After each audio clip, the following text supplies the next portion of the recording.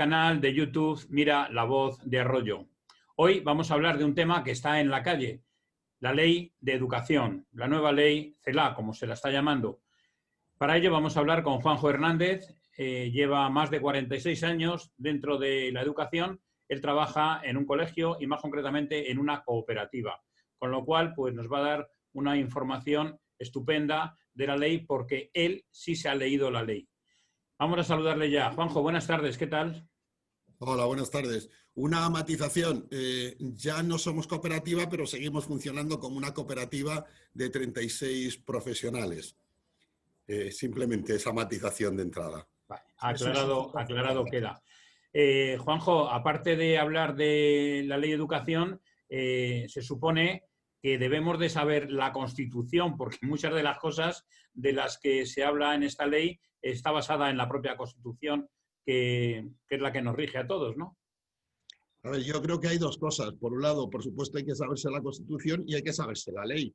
Para hablar de las cosas, pues lo lógico y lo normal es que previamente sepamos de qué estamos hablando.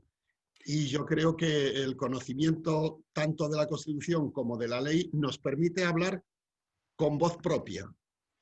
Es fundamental que no nos hagamos oír por lo que otros dicen que las cosas dicen, sino que nosotros sepamos lo que dice la Constitución y lo que dice la ley. Y a partir de ahí podremos opinar con libertad. Y podremos tener visiones diferentes, distintas, encontradas o no encontradas, pero será nuestra visión, no la que alguien nos ha contado. Y eso creo que hoy en día, en el que los medios de comunicación se quedan casi siempre en la cáscara de la noticia, y como vamos tan deprisa a todo, pues realmente los demás también nos quedamos solamente muchas veces en el titular, en el mero titular, pues hace que se formen opiniones sin tener un conocimiento claro del por qué ese titular dice esa cosa.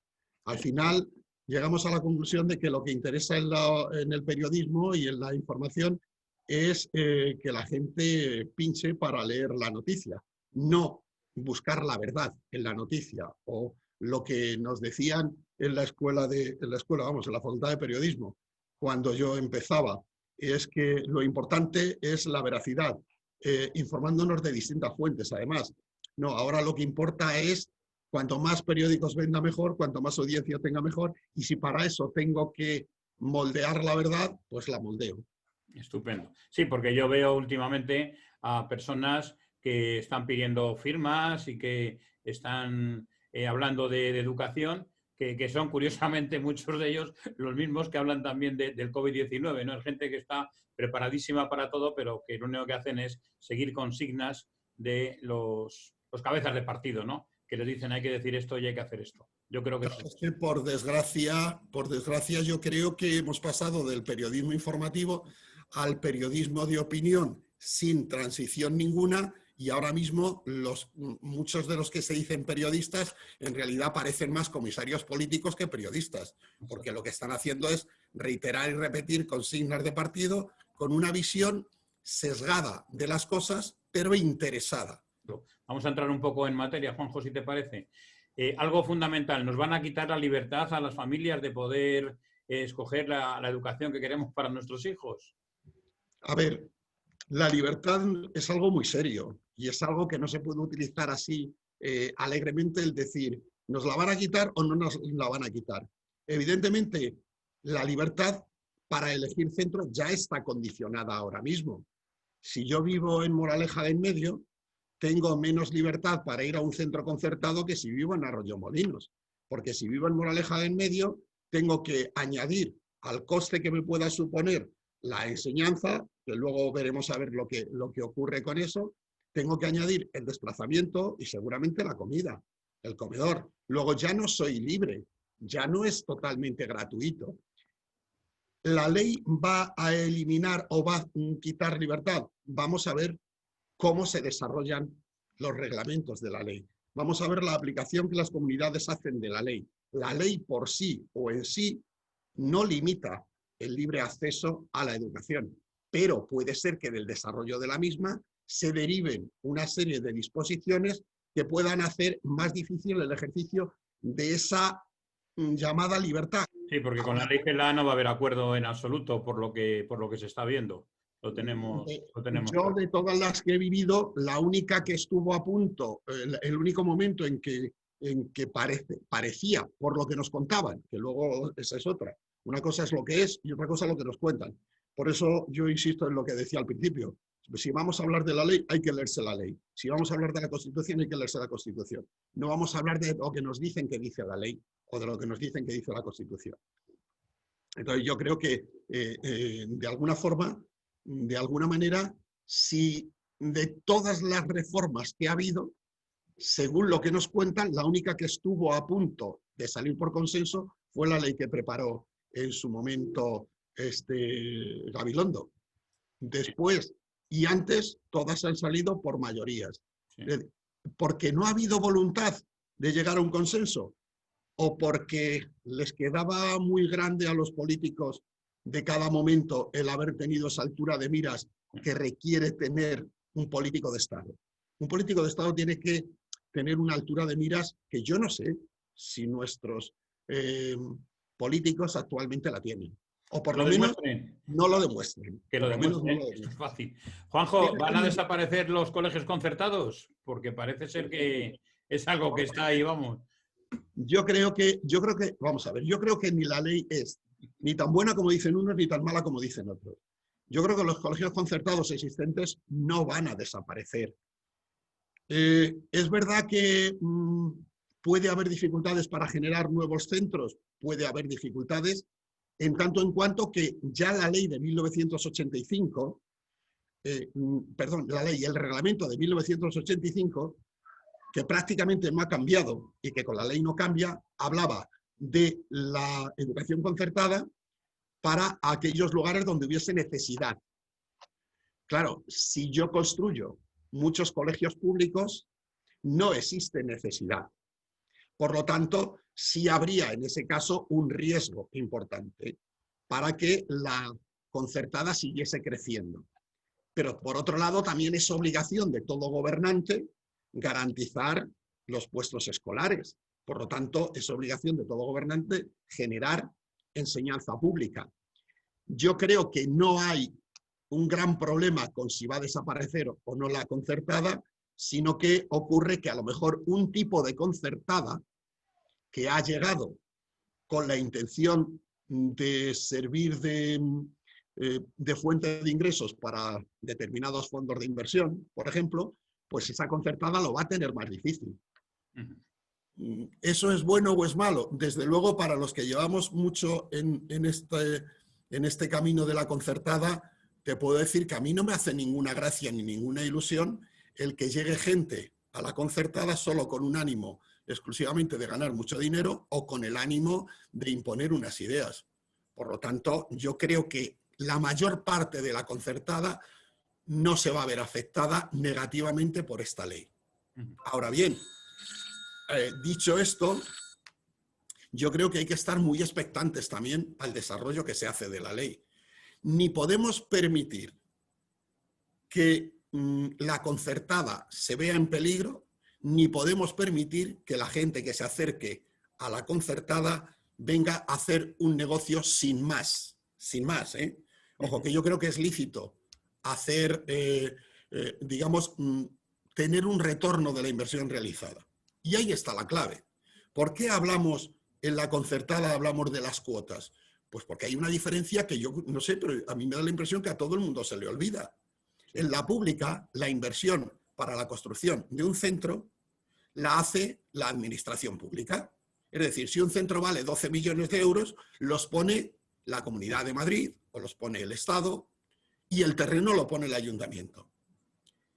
En un centro concertado, la inversión, igual que en un centro privado, la hace una persona, una entidad, un grupo de personas, y como todas las personas que hacen una inversión, la hacen con la intención de recuperar esa inversión y de obtener incluso unos beneficios lícitos por esa inversión. Claro, ¿qué ocurre luego? Pues que el concierto no cubre esa inversión. El concierto, ¿Qué cubre el concierto, Juanjo, exactamente? El concierto cubre lo que se llaman gastos generales o gastos de funcionamiento, que es para todo el tema de suministros, limpieza, funcionamiento en general del centro y, por otro lado, la nómina del profesorado. y punto. Es decir, no puedes llevar ninguna cantidad, primero porque legalmente no se puede llevar ninguna cantidad a amortizar la inversión, pero en segundo lugar porque es que tampoco llega. Es decir, aunque quisieses, no llega para cubrir la inversión realizada. ¿Qué ocurre entonces? Pues que los colegios concertados nos tenemos que, dicho de una manera así fina, no muy fina, es buscarnos la vida. ¿Cómo? Pues dando actividades complementarias, dando actividades extraescolares, ofreciendo servicios extraescolares. Por eso cobramos unas cantidades. Y eso la ley no lo cambia. Dice que que se podrán cobrar por esas actividades. Lo que sí está claro es que el reglamento del 85 y la ley actual ya decían que no se podía cobrar por lo que es el currículum normal, por lo que son, digamos, las 25 horas de clase que todo alumno tiene que tener. Entonces, yo creo que hay un problema a abordar muy serio, que es el de quién y cómo se ayuda a los centros que han invertido millones de euros en hacer, en construir y, en definitiva, en ahorrar ese dinero a las administraciones públicas, cómo se va a pagar. Y ahí hay que ser valientes, señores políticos. Hay que ser muy valientes. Hay que decirles a los padres, bueno, pues mire usted, es que le estamos permitiendo a la concertada cobrar eso porque tiene que amortizar una inversión. Y eso es justo. Y todo el mundo lo debería entender. O al revés, decir, miren ustedes, como hay que amortizar esa inversión, les vamos a dar más dinero. Les vamos a dar más dinero para que se amortice esa inversión. Porque si no, lo que no podemos es estar jugando y haciéndonos trampas al solitario al mismo tiempo. Bueno, de alguna manera también dais a cambio una hora más de enseñanza, ¿no es eso? Efectivamente, Claro. efectivamente. Es decir, lo que tampoco se puede hacer es pedir algo a cambio de nada. O sea, lo que es una donación a fondo perdido. No. Yo te puedo decir que mi experiencia me dice que cuando tú a los padres les hablas sinceramente y les cuentan las cosas sinceramente, los padres, lógicamente, claro que están de acuerdo. Están de acuerdo en que en hacer, pues digamos, una contraprestación. El colegio necesita X dinero para seguir adelante, para mejorar sus instalaciones, para mantener las que tiene, para amortizar las que tiene, para pagar la letra de la hipoteca que viene a final de mes. Bueno. Y a cambio el colegio te da una serie de cosas a cambio de esa aportación que tú das. Eso no es una donación, eso es una contraprestación de servicios. ¿La ley pone en peligro eso? De momento no. Veremos a ver cómo sale luego el desarrollo de esa ley. De momento no. Lo que sí pone en peligro son las donaciones a fondo perdido. Sí, lo que también se comenta o se dice o podemos pensar es que, hombre, cuando usted montó el colegio ya sabía lo que iba a ocurrir. Sí, lo que pasa es que no me pueden estar cambiando las reglas de juego a cada 10 minutos de partido, evidentemente. Lo que no puede ser es que de buenas a primeras a mí me digan, no se preocupe usted, que nosotros vamos a permitirle el cobro de unas cantidades y luego se me pongan trabas para cobrar esas cantidades. No se me puede decir, a usted le vamos a dar todas las facilidades del mundo y le vamos a eximir de no sé cuántos impuestos y luego a mitad de camino se me cambien las condiciones. Entonces, claro, efectivamente, eso es por eso es necesario e imprescindible que haya una política de consenso dentro de la educación, que no estemos cambiando cada 4, cada 6 o cada 8 años de política educativa, porque entonces los que estamos en esto nos volvemos locos y los que tienen hijos o tenemos nietos en la educación ya no sabemos si vamos a terminar cazando moscas o vamos a terminar formando realmente científicos. Juanjo, esto de otra cosa que preocupa bastante es el tema del idioma. ¿Cómo se va a resolver o cómo lo resuelve la ley?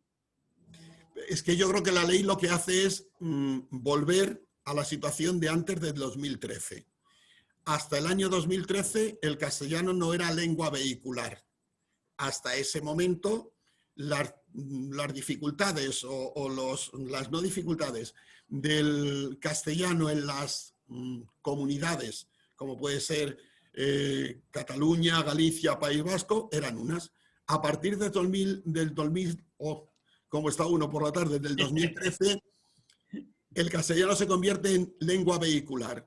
Eso ha mejorado la situación del castellano en esas comunidades? Pues yo creo sinceramente que no. ¿Eso lo va a empeorar ahora? Pues yo creo sinceramente que tampoco. No conozco ningún gallego, catalán o vasco que no sepa hablar castellano. Sí conozco algunos gallegos, catalanes y vascos que no saben hablar gallego, catalán o vasco, pero no conozco a ninguno que no sepa hablar castellano. Con lo cual, el uso que después se haga de la lengua vendrá derivado, primero, del entorno en el que uno la utilice, segundo, de la necesidad que tenga, de utilizarla. Pero desde luego, lo que creo es que nunca el uso de una lengua va a venir derivada de la imposición. Eso es lo que creo, de lo que creo que se debe huir. Si yo considero útil para mi hijo que aprenda inglés, pues voy a procurar por todos los medios que aprenda inglés. ¿Por qué? Porque considero que va a ser útil para él, que es una mejora para su formación, que le añade plus a su formación. Y si considero que es bueno que hable castellano, voy a intentar que lo haga, que lo hable fluidamente y que en definitiva lo utilice y le sirva para una mejor formación suya. Eso es lo que tenemos que hacer, eso es lo que tenemos que defender, no imponer ni el gallego, ni el catalán, ni el castellano, ni el inglés, ni el alemán, no imponer nada, sino hacer que sean útiles y que sean entendidas. Y sobre todo, yo hablo una lengua no solamente si me es útil, sino si quiero a esa lengua. Con las imposiciones muchas veces lo que se consigue es el rechazo, más que el cariño. Y desde el rechazo, malo. Desde el rechazo ni se enseña, ni se aprende, ni se usa, ni se defiende. Desde el rechazo lo único que se provoca es más rechazo. Por lo tanto, yo creo que es bueno que en todos los lugares de España se hable castellano, porque creo que es un vehículo de comunicación estupendo y maravilloso, pero no creo que haya que imponerlo a golpe de decreto.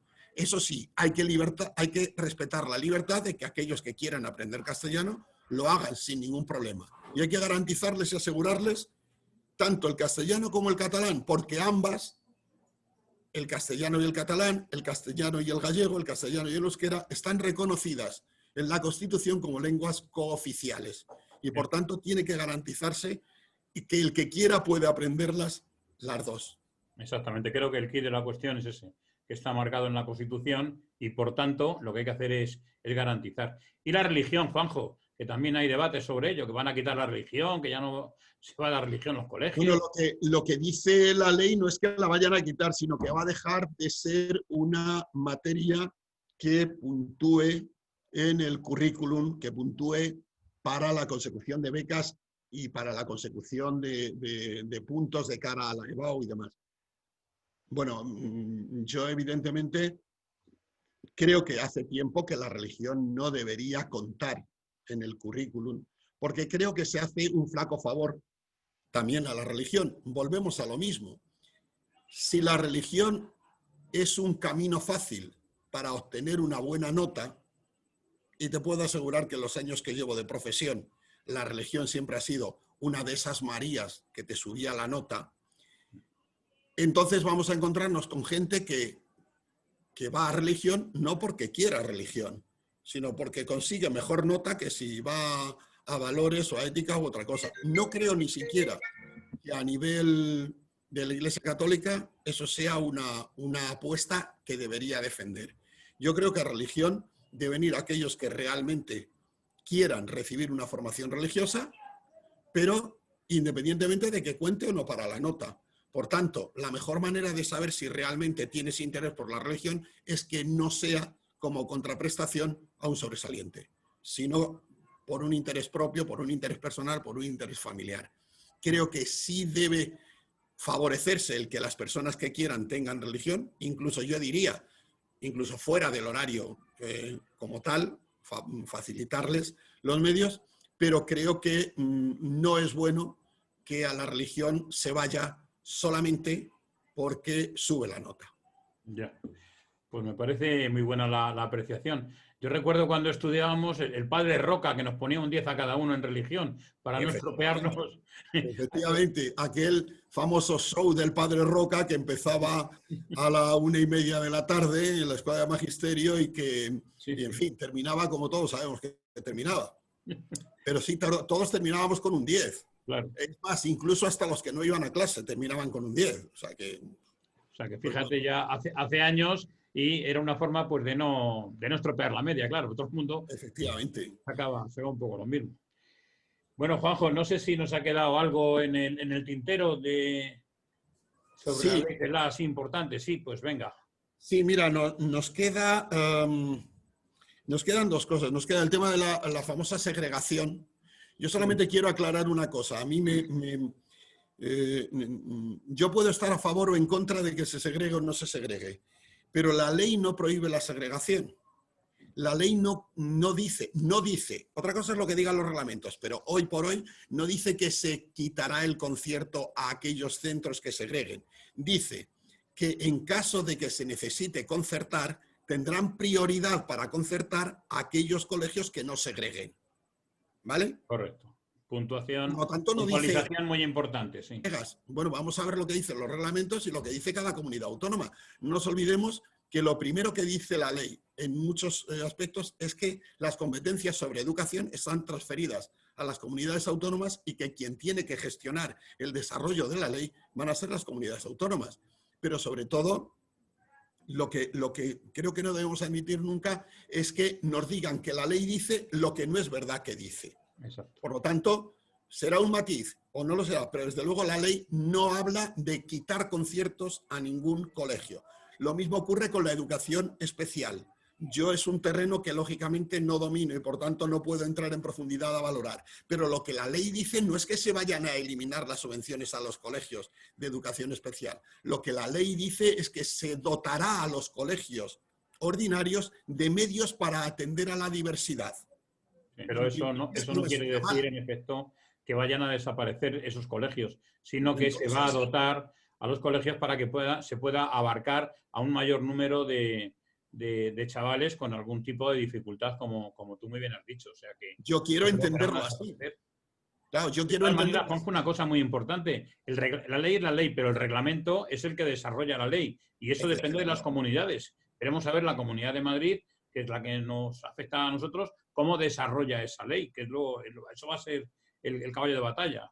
Efectivamente. O sea, yo creo que lo fundamental es que cada vez que hablemos de este tema, en lugar de dejarnos llevar por lo que uno me dice, el otro me dice, o lo que yo he oído o el otro ha oído, es que nos informemos previamente de manera directa, ni siquiera por lo que yo estoy diciendo, porque incluso lo que yo estoy diciendo ya está pasando por el tamiz de mis ideas, de mis formas de ver las cosas, o de mi manera de entender, o de mis intereses. Yo no tengo intereses muy especiales. Creo que hablo buscando la verdad, pero ni siquiera eso. No me hagan caso ni a mí. Léanse la ley y después juzguen si lo que les están diciendo es cierto o no es cierto, si es tan grave o no es tan grave. Porque lo que no puede ser es que hayamos cambiado tanto de pensar como pensábamos tantas cosas hace 30 años a no pensar prácticamente nada y que nos den todo pensado en estos momentos. Fíjate un detalle que esta mañana veía en el sentido de que cuando más se extreman las cosas, cuanto más se extreman las cosas, más se deforman. Claro. Es verdad, cualquier cosa, una goma que tú extremas, la deformas. Un balón, si tú lo extremas, lo deformas. Bueno, pues lo hemos deformado tanto las cosas, por la derecha y por la izquierda, por el centro y por el más allá, que lo que antes era una auténtica traición, la deslealtad, y hablamos de deslealtad que hay en todos los partidos políticos y en todas las zonas de la vida, la deslealtad antes era considerada una traición. Hoy se define finamente como un cambio de postura. Hemos cambiado nuestra postura. Y lo peor no es eso. Lo peor es que a los ciudadanos nos da igual. Sí, la verdad es que da igual, exactamente. Exactamente. Eso antes se llamaba directamente traición. Punto. Hoy se llama un cambio de postura. Sí. Y nos quedamos tan tranquilos. Sí. O es cosa de política. Y ya con eso... Eso todavía es como peor aún, ¿no? Porque ya con lo bonita que es la política, cuando se hace pensando en el bien del ciudadano, se convierte en un auténtico lodazal y en una auténtica pocilga cuando lo que se defiende es el bien de cada partido o de cada persona. Pero la política, y tú, Paco, y yo lo sabemos bien, puede ser muy bonita cuando se hace con ese objetivo de buscar el bien del ciudadano. De eso se han olvidado muchas veces los políticos.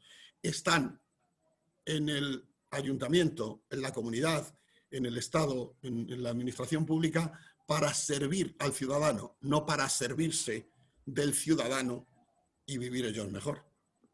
Muy bien, Juanjo, pues creo que ha quedado bastante claro que el objetivo era dar un poco de luz a lo que es la ley de educación y el ofrecimiento queda de que el que quiera la ley, que a través del canal la puede pedir, que yo con muchísimo gusto pues se la voy a facilitar. Ley que previamente me has facilitado tú, perfectamente subrayada con todo lo importante. O sea que me la he leído, claro, me la he leído.